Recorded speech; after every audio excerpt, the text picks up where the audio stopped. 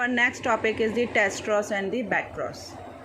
First we'll start with the back cross. Back cross means पीछे किसी के साथ cross करना, that is known as the back cross. When F1 hybrid raised by the cross between the two parents, when this F1 hybrid is crossed with any one of their parent, that is the tall parents or that is the dominant parents or the recessive parent, then it is known as the back cross. Parents can be dominant or recessive. Now this back cross is used in horticulture and animal husbandry for improving the varieties of the plants and the animals. See, we see the example. Parents are the tall and the dwarf plants, and when we raise the F1 generation, we see all are the tall plants. Now back cross is what? When back cross is what? Where this F1 hybrid is crossed with the either the dominant parent or the recessive parents. So now when the F1 hybrid is crossed with the tall parent, then what we will get? We will get all the tall plants in the F2 generation. We get what we get? We get all the tall plants. When we cross the F1 hybrid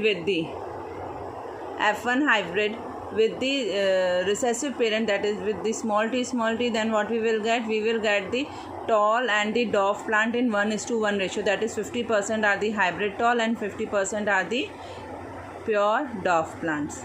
This is what all these crosses are used to improve the varieties. Now we will start with the test cross. Test cross is what? When F1 hybrid is crossed with only the recessive parent, then that cross is known as the test cross. Test cross is mainly used to find out the genotype of any plant. Example, if a pea plant having violet flowers crossed with the pea plant with the white flower. So white flower is the recessive character, and violet is what? It is the dominant character, and violet flower plant can be heterozygous or homozygous, means it can be carrying the capital W and small w, or the capital W, capital W. Now what happened? If after the cross all the plants are wild flower, then we say that the plant is homozygous for the purple flower. See this. If we are taking the suppose the plant is homozygous for purple color, and this plant we are crossed with the recessive parent, that is the small w, that is the white flower plant. So what we will get? We will get all the purple flower plants. Understood this thing? Means we know that this is a purple flower plant. तो हमने एक condition क्या रखी कि let it will be homozygous, means it is homozygous, that is containing the capital W and capital W, and we are crossing this plant with the recessive parent. Test cross is what? Always cross with the recessive parent.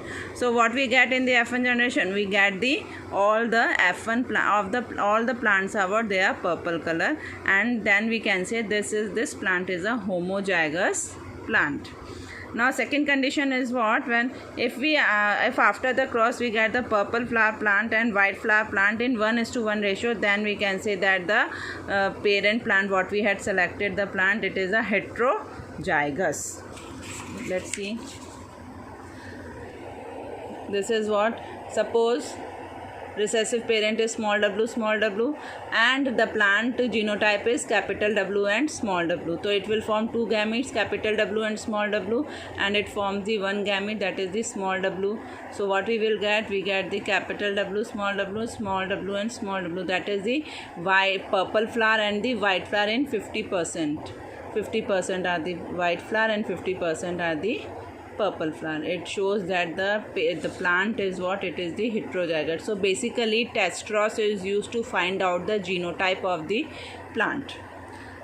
It is a simple method, easy method, repeatable, we can repeat it many times, and predictable. Test cross is also used to introduce the useful recessive traits in the hybrid during rapid crop improvement program. Suppose some good character is present in the recessive plant. So with the back cross, test cross, we can introduce that good character in the progeny also. This is what? This is the test cross and the back cross.